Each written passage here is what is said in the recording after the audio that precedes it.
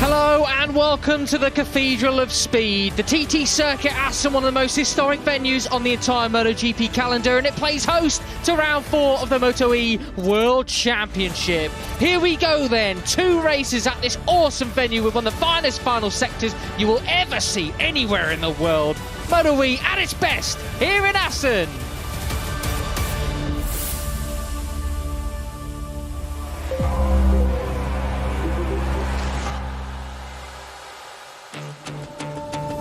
Well, good afternoon then. The wind is certainly rather blustery. We got plenty of fans out still watching what it is as qualifying day here today at the TT Circuit Assen MotoE, setting the grids for tomorrow's 2 races. My name's Matt Dunn, alongside me as ever Neil Morrison. Down in pit lane is Fan Wild, hopefully not being blown into the summer break 2 days early by those very, very strong winds I can see there.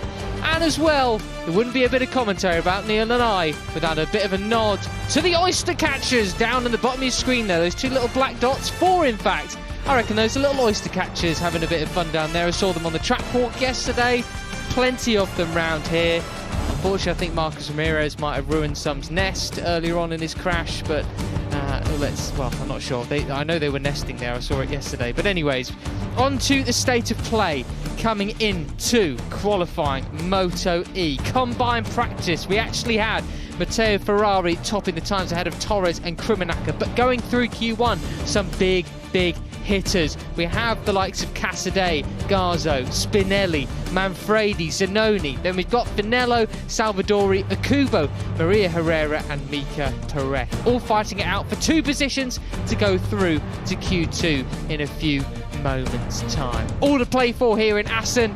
The conditions are pretty glorious aside from the blustering winds. Neil Morrison sorting his notes out beside me as we see Mattia Casadei getting ready for an important session. He lies 5th in the championship coming into this round. He's got 60 points to his name and off the back of his 2nd podium of the season so far. Neil Morrison, what do we make of Casadei into Q1? Slightly surprised, I have to say, Matt.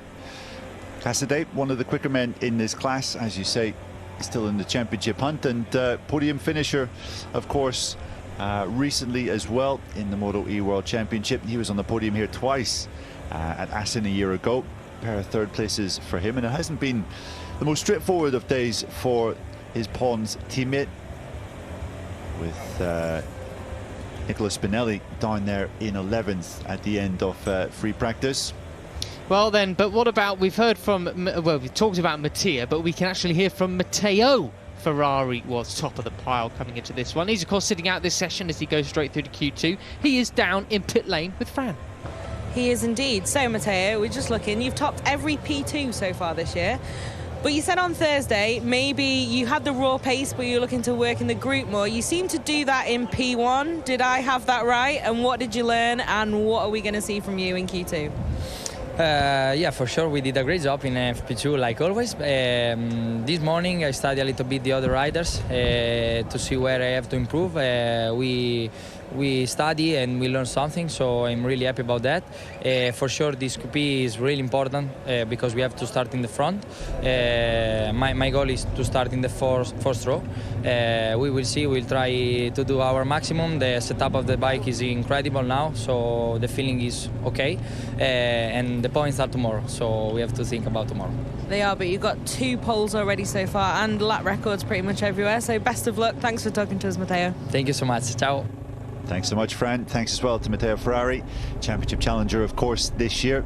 And he knows about the perils of a bad qualifying, Matt, because his 9th place back at the Sachsenring really cost him in terms of positions in the 2 German GPs. Absolutely it did. I was going to say, remember it was 10th in the end as well, with that bit of extra drama with that lap time being cancelled in the end after a technical infringement, was it? Yeah, it was tape on the swing arm, if I do remember correctly. Yeah, very got to make sure there's none of those sorts of antics here in qualifying here at Assen. Of course, Matteo Ferrari, 86 points to his name, to Jordi Torres' 104.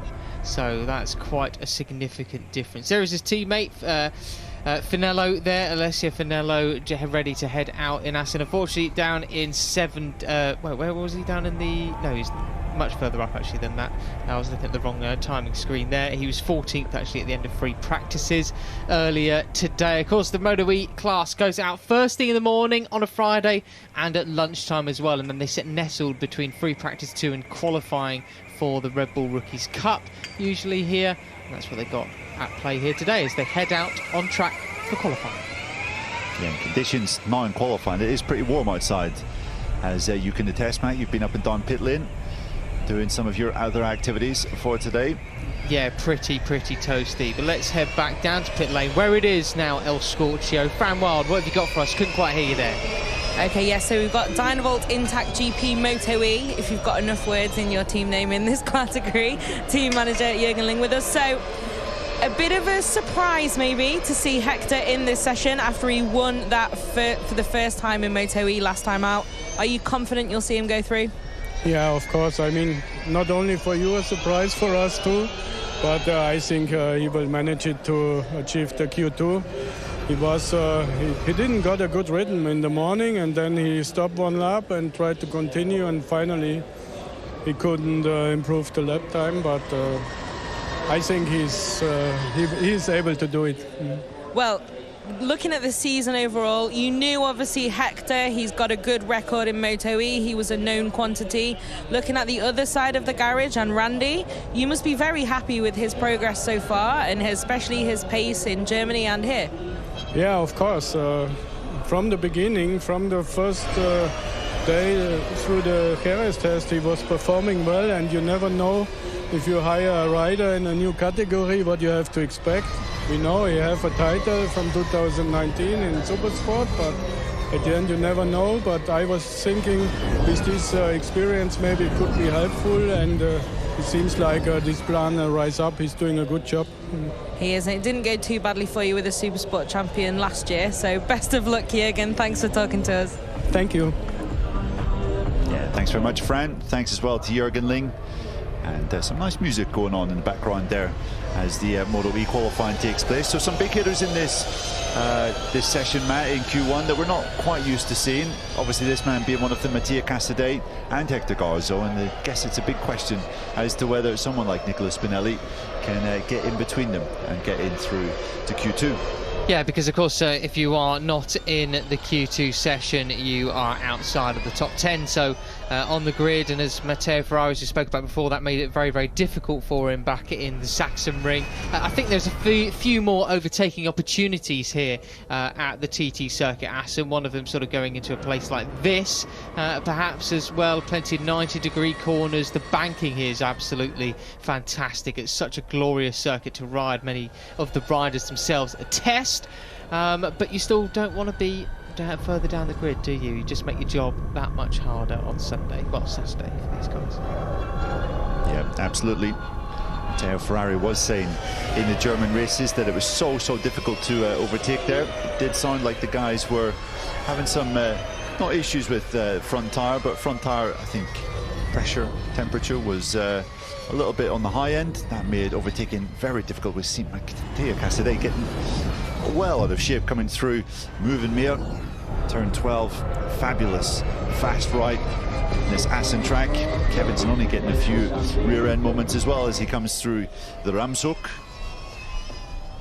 But both of these guys about to fire in their first laps of the session. Haven't been the cleanest laps for the two Italians. It's quite a weird sort of line that Casadei was taking there out of the Gert Timmer chicane, sort of rear end all over the place, weird lean angle and everything. But yeah, and in spite of that, they were very nearly the fastest laps we've had in MotoE so far today. The fastest time from Matteo Ferrari in practice 2 was a 1:41.048, so we're just a tenth of a second off. You have to imagine Ferrari's best time of the day will go in this session. I was going to say earlier, Matt, conditions for P1 today were pretty wee bit slow, but also track temperature was way down because it started off at 7:30 in the morning.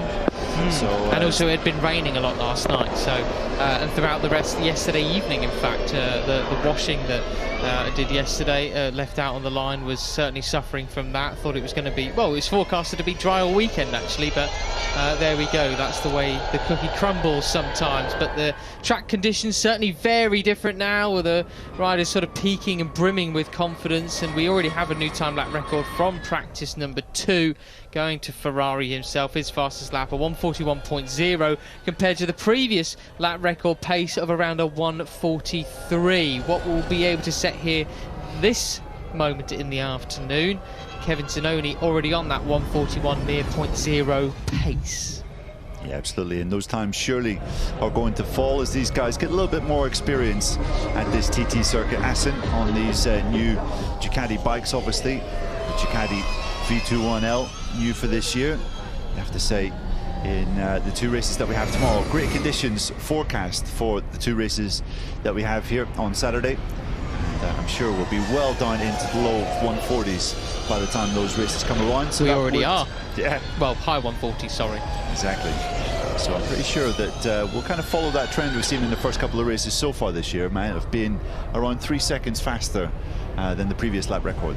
Yeah, it really is such an impressive thing, the new Ducati here this year for MotoE. We've got a nice little group of riders led out by Hector Garza there. Just caught to him very, very briefly on the way to the commentary box as he had his AirPods in, getting ready for the session, full focus. Hadn't actually seen him since he got that first victory in MotoE back in the Saxon ring. So said congratulations and wished him well for that. He said thank you very much. Now full focus on qualifying.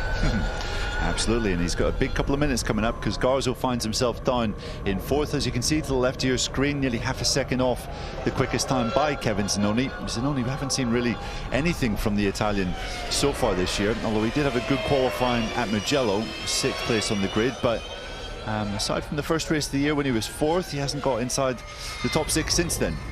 So this could be a welcome return to form for the number 21. Casadei is spectacular through moving mirror. Yeah, really, really spectacular through one of the coolest part of any circuit anywhere in the world there. That must have felt absolutely tremendous coming through there at near enough top speed as well, as now enters the Gert Timmer chicane.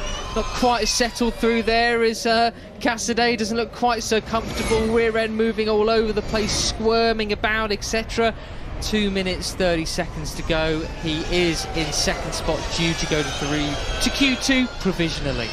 Yeah, you can't see his time on the screen just now, but no real progress for Hector Garzo, unfortunately. The number 4 coming into the Gert Timmer chicane, he's 0.7 of a second off through the 3rd split. I don't think we're going to see him improve on this particular lap. Garzo comes across the line, he doesn't improve. That was a 42.003 from the number 4.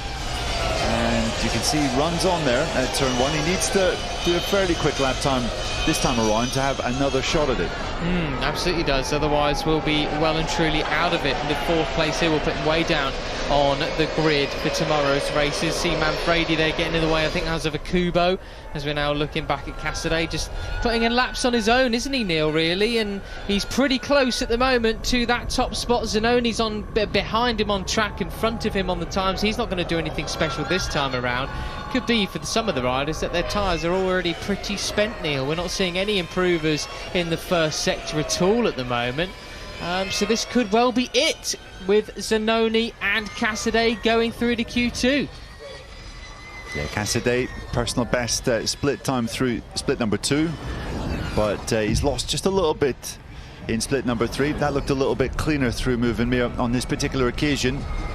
Number 40, Ron de Ramshoek turn, one of the braver riders in this championship. Section of track tailor-made for him, and you can see the rear well out of shape there coming out of the GT chicane, and I think he probably exceeded track limits while he was doing that, but not that it really matters. Casadei unable to improve.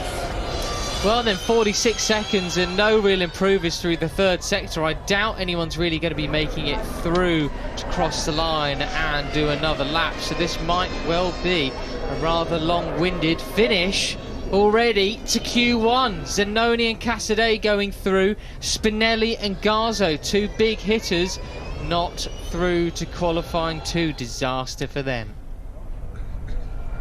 Yeah, real disaster for Hector Garzo, obviously coming here on the back of that first ever win in the MotoE category.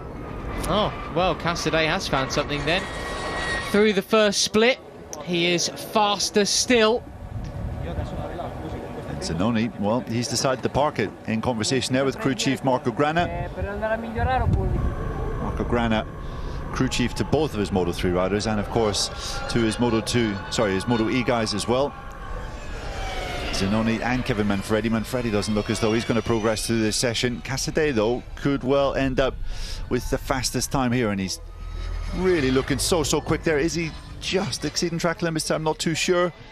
It's all over the place, isn't he? Absolutely sensational stuff is Casadei. As we look, Spinelli's actually, to be fair, fairly on pace too, but has lost it in that second split. Seeing some personal bests coming in from the other guys. I think that when you see that, the grey helmets, or the grey line, sorry I should say, because you guys have got the TV live time, we got the proper live timing on in our commentary box. Casadei crosses the line, still second place. When you got these grey bars, that tends to mean that someone set an extraordinary first sector. So Zanoni's first sector, no one else got anything for it, but actually they're a bit more in touch when it comes to the second split and third, seemingly so. This could well play into the hands of Casadei, Neil, with a few more extra laps on track to judge the conditions in their current setting, you could say. He might be a dark horse, so to speak, for pole position. What do you reckon? Could possibly be. Yep, absolutely. You can see Spinelli there had to get his way through Maria Herrera at the final chicane, and that cost him a bit of time. What about Garzo, though? He's the man we're looking at, and he manages to improve, but it's not enough to jump up from 4th place. So, minor disaster, you would have to say, for the number 4 of Hector Garzo, not making it through Q1. Plenty more work for him to do tomorrow, you should say then.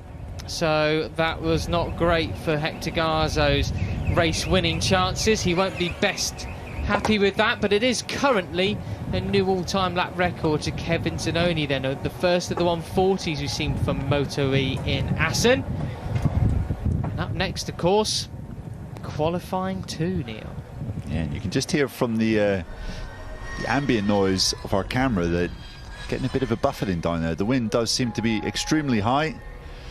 Just listened in to one or two off the MotoGP riders debriefs that were happening just before we came on air, Matt, and a few of the riders were saying lots of the crashes that we saw through the other Grand Prix classes today, well, the wind, they were pretty much pointing the finger at that as the reason for falls, especially a couple of real fast falls that we saw at Ramshoek, also down at turn 7.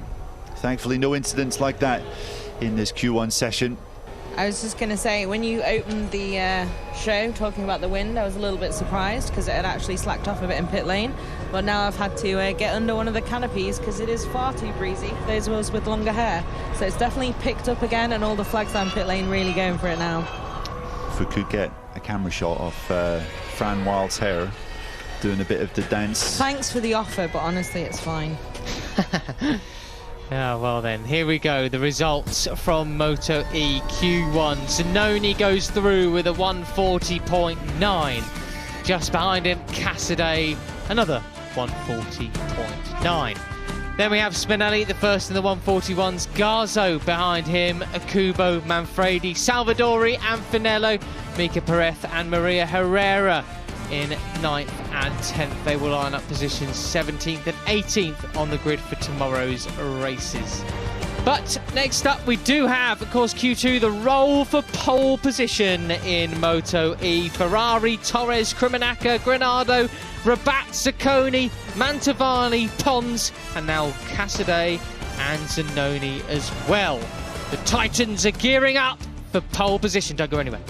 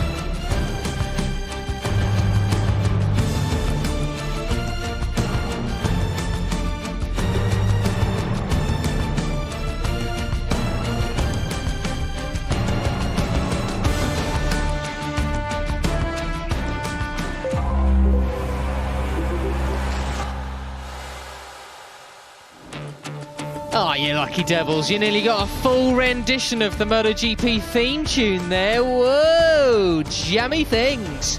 I hope that's geared you up well and truly for Q2 in MotoE. Look at that. What a wonderful day to be sat on a grassy bank. Isn't that what motorcycle racing's all about, Neil?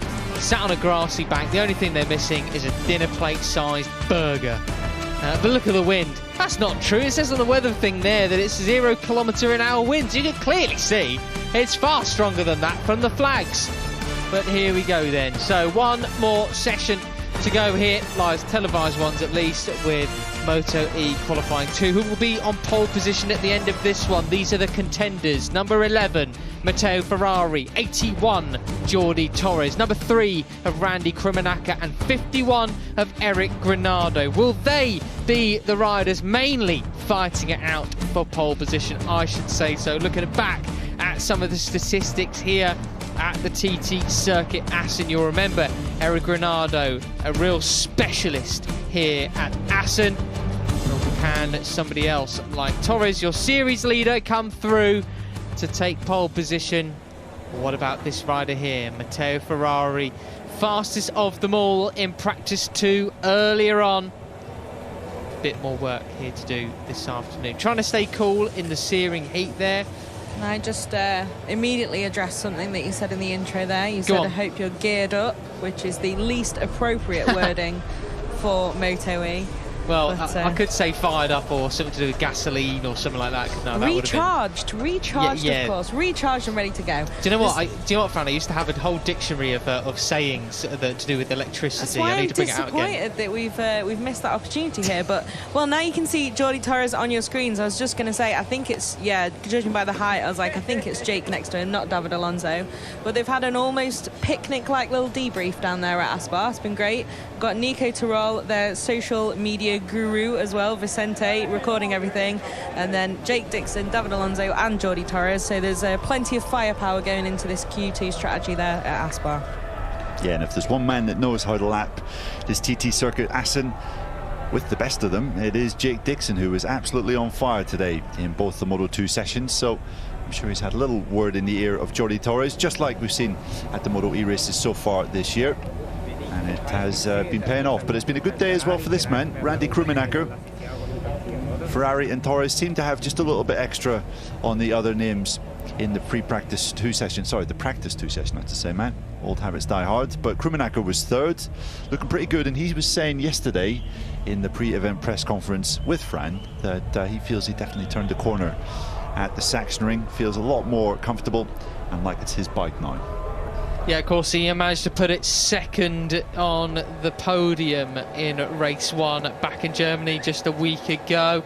And of course, the likes of Eric Granado, he will be still fighting for those podiums and victories. He crashed out of race 1, unfortunately, didn't he, back in the Sachsenring. Brought it home P4 in race 2, but he certainly knows how to win around here. Such a specialist over pole positions as well. It was really great to see, though, Neil, as you mentioned, Randy Krummenacher doing so stupendously back in Germany.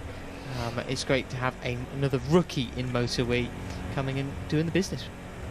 It certainly is. Yeah, Krummenacher has been super impressive so far this year and finished every race inside the top 7, 2 podiums as well. And you do feel there is a lot more to come from the Swiss rider.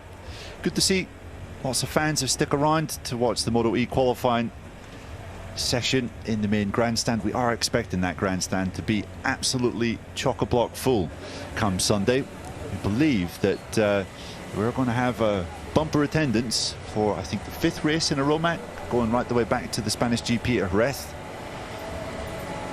Indeed. Do you want me to jump in with the numbers there that I do possess? Go on, Fran, please. So Jerez, was a really big crowd. The French GP broke the all-time attendance record. The Sachsenring was the most attended event at the Sachsenring.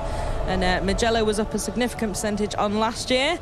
And now here we are at Assen. No pressure, Netherlands, but we're on quite a roll here, so please bring it. Absolutely. Maybe you could just keep your microphone on there, Fran. Bit of Simple Minds playing in the background. Always welcome on a Friday afternoon, man. I would absolutely love to, but I'm afraid you'll get a bit of a breeze there as well, and probably me muttering to myself as well. humming and singing, etc, etc. No bad thing. There we go then. On to the left of your screens we have the current state of play as far as the championship is concerned.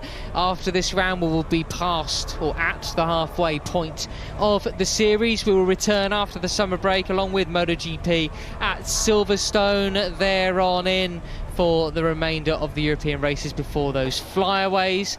Here is your series leader, the number 81, Jordi Torres. He's quickly becoming Mr. MotoE in some respects, with previous victories and those podium finishes, the consistency, 2 titles already as a World Cup winner, looking to become the first world champion in the electric class. Here is Ferrari getting ready to head out.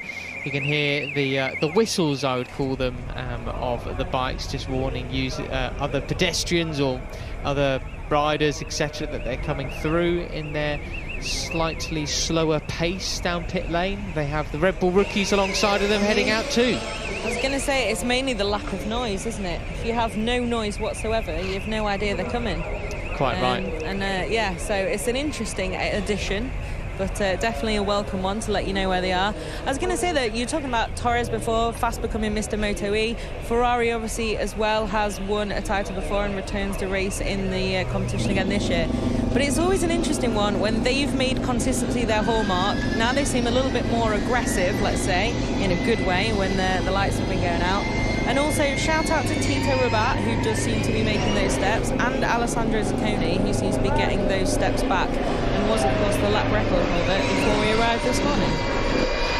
Yeah, thanks, Fran. Good point as well. Zacconi certainly seemed a lot more like his 2021 self at the Sachsenring, 5th place in race 1, and he was right in that fight for the victory and the podium places for a good chunk of the race. And yeah, you're right, this is the best that we've seen from Tito Rabat in his MotoE career so far. 5th place for Rabat in practice 2 today. Good memories for him at this track, a place where he raced countless times in 125s, Moto2, and of course MotoGP as well, and Superbike. So a place that he has countless hours of experience.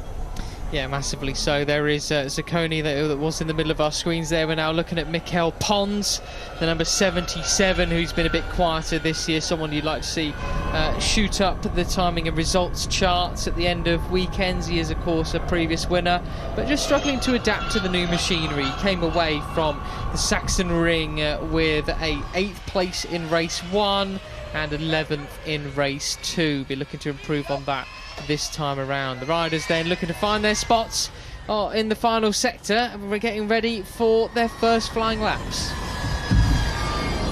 Yep, they certainly are. I'd say, Matt, if you had to look at the first part of the season that we've had in 2023 in MotoE, Mikel Pons may be the rider that has performed most below expectations. Kind of had him in the sort of general mix for the top 3 in the championship starting the year, but Pons just one top 10 finish so far. That was 8th place in the first race at the Sachsenring. Yeah, it's not really been great, has it, for the number 77, but let's hope that the second LCR man can turn it around here at Assen. Ooh, Krummenacher having a big bobble there into turn 3 and going so wide because of it. He didn't quite work that one out, could he? Now he goes into Distruben. Very, very tight, but banked left-hander before firing it out onto the back straight then. Of course, Neil, I mean, MotoE is MotoE. It's the electric class. Some characteristics are similar, but this all-new bike is sort of similar as completely changing tyre manufacturers or a new generation of tyres underneath you, as we see in other classes. You know, I think of plenty of names in classes who one year have been sensational, then the next there's been a change in tyre, either manufacturer or specification. And they've just struggled to adapt to that, and it's sort of a similar thing here. Imagine changing the entire bike. I know they look somewhat similar to previous years, but the reduced weight, different characteristics, different model, manufacturer.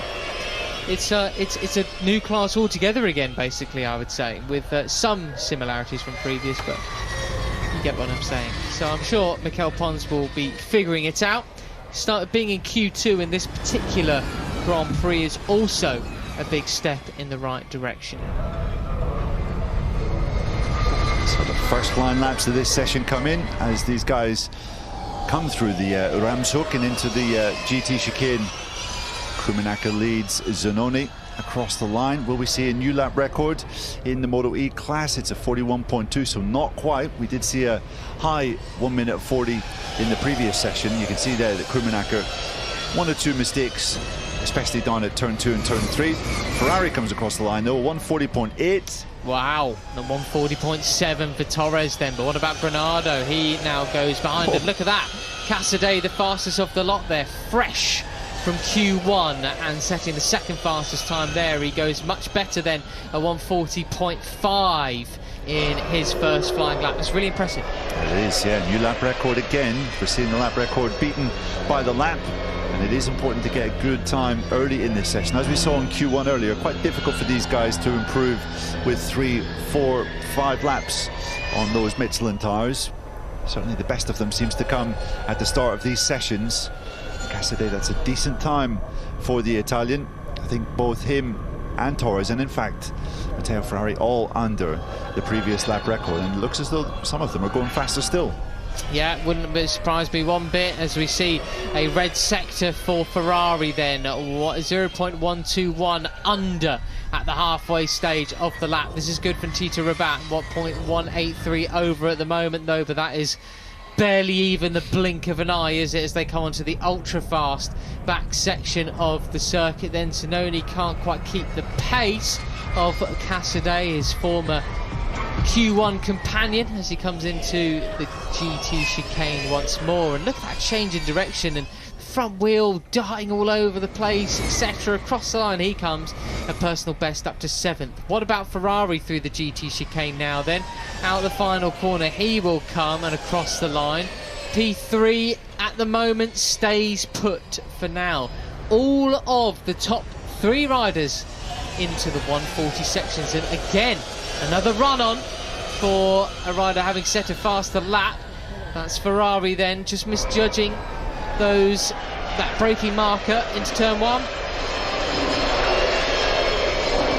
Absolutely. I have to say at this point it is difficult to see anyone getting past Mattia Casadei's quickest time, now that they're on their 4th laps off this session.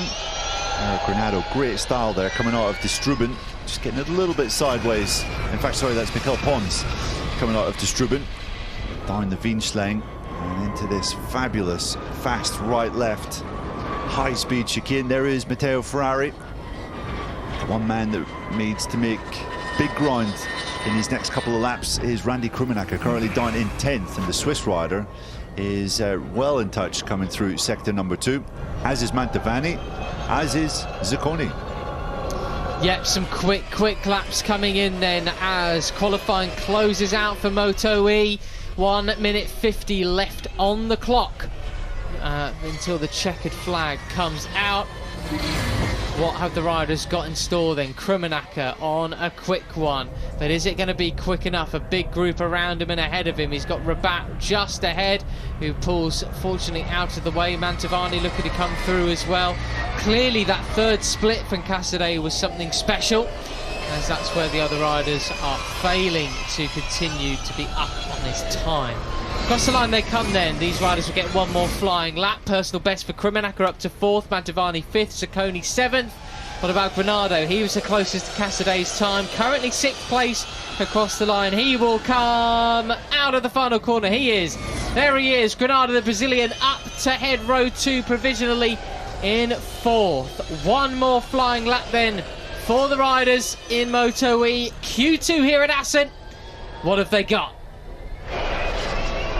Granado pretty sideways there through turn 2 and into turn 3. Look at the smoke coming off that rear tyre as he tries to steer the bike a little bit, using the throttle expertly. Granado, this was, I guess you could call it, his track last year. 2nd in race 1, 1 race 2, and a wonderful slow motion replay as he turns round, drifts it into turn 4. Distruben here. Just looking at the timing screens, Matt, we do have red sectors for both Mantovani and Kevin Zanoni. Yeah, the riders in that 2nd split, very good, eh? But what can they come up with in the 3rd? That's where they tend to lose out to Casadei then. So here is Mantovani, the number 9. Great to see him back on form. Of course, he took that victory in Mugello. There you have it, Neil. That third split, I mean, maybe he made a mistake because that's a lot of time lost, but then even still with Zanoni loses a bit of time there too. This might be it. It could be Casadei from Q1 all the way to pole position. Yeah, Mantovani's pulled out of his lap and Zanoni has lost a big old chunk of time in sector number 3. The checkered flag is out, so this will be it for these guys. And I don't really see too many big improvements coming in. Certainly not from this group of riders here. Just behind, Ferrari takes the flag. Decent lap time from him, but no improvements. And Kevin Zanoni doesn't manage to jump up the order from 9th. That will be a big disappointment from the Italian. Yeah, very much so. Disappointment for him. But there it is then. Casadei, who's already in the pits, takes pole position with a 1 minute 40.5. Torres, second place. That is excellent from him too. Ferrari third. That will be your front row with Granado, Krummenacher and Mantovani, row 2. And I like that for confidence from Mattia Casadei, because he's parked it after he set that pole position time. Knew that there probably wasn't going to be any chance to better it. And well, it's a new lap record for the MotoE class here at the TT Circuit Assen by some 2.5 seconds. So impressive stuff from Mattia Casadei in this session, coming through from Q1. And he's managed to turn what was a tricky day through the practice sessions into a very good one indeed. Yeah, very well done to Mattia Casadei. That is how you get yourself out of a bit of a potential rut in the circuit. And just his second pole position in the MotoE class. The first and only one prior to today was at Le Mans last year. So Casadei, the second pole in MotoE. That was a textbook practice start from Jordi Torres as well then, wasn't it? Elbows fully out, Ben Spee style, and whack! Cracked the throttle open and away he went. Yeah, we have to say for the 2 races tomorrow, Matt, probably just what we wanted to see. Ferrari and Torres have been the quickest guys so far here this weekend. Both of them are starting from the front row. We know how good Eric Granado is at this track. He'll be starting just behind them in 4th. So that should set us up pretty nicely for 2 good races. I do seem to remember that the rain got in the way of race 2 here last year, but don't mind me. I just managed to forget about that that day. Yeah, here is Mantovani. Is this a big moment for him through Steckenval? Oh no, oh wow, it's a big moment instead for Krummenacher. Goodness me, way wide, blimey, the black line from his rear tyre, goodness. Fair play to the Swiss rider. You wonder whether that maybe impacted Mantovani just behind, because he lost a big chunk in that 3rd sector. Yes, as you were saying, Neil, we had about 5 minutes of racing in race 2 last year, didn't we, for an hour's broadcast? Yeah. Disaster. Exactly, and it was a shame because it was shaping up to be a super race. But the weather intervened, just like it did actually last week at the Sachsenring. Race 2 was poised to be a classic, and unfortunately the rain arrived and we saw the red flags curtail affairs prematurely. But that's much more like it from Matteo Ferrari. 4th qualifying session off this year and the 3rd front row for the Italians. So that'll do very nicely. Jordi Torres back here with his crew. Dixon, Alonso, Tyrrell, all there to greet him. He seems maybe not as happy as he could be with that. Jake there to reassure him. So Torres, see that 3rd split from Casadei was clearly very, very good indeed. But we'll be hearing from your front row very shortly. Fran Wild ready to take it away with the front row.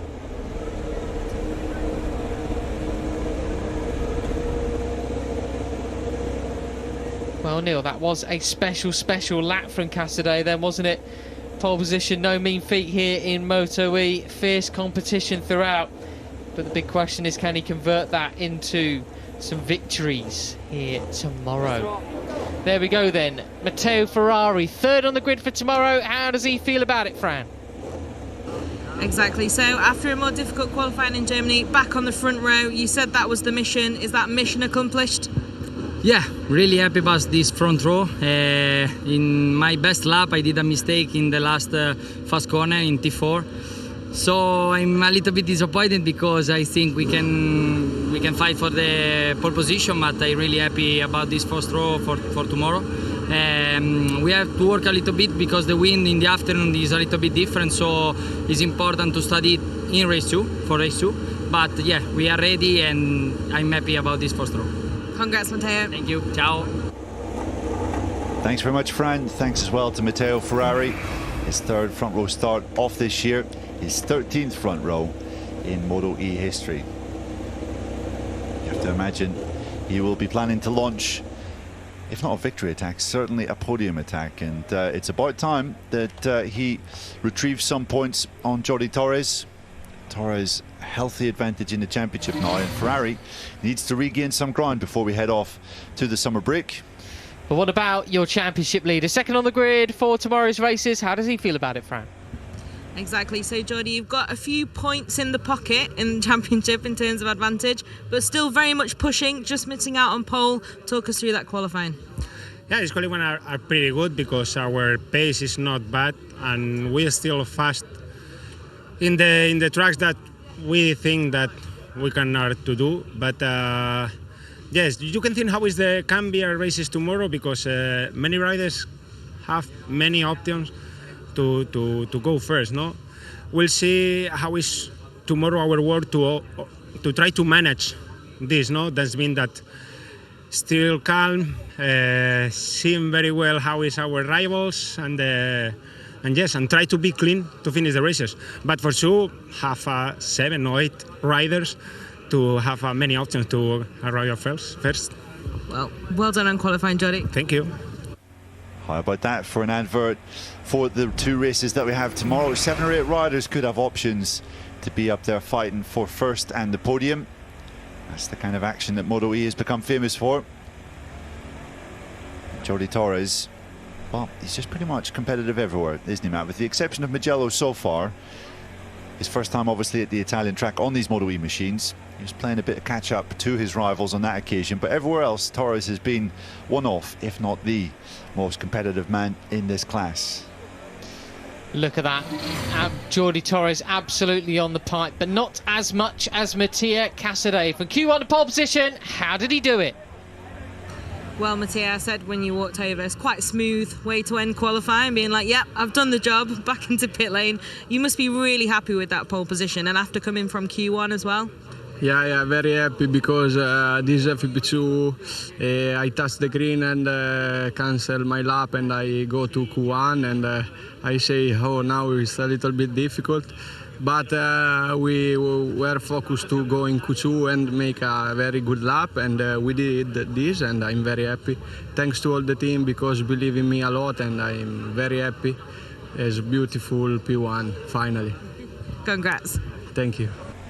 Finally, the word from Casadei. Finally, pole position. Will it be victories tomorrow for the Italian?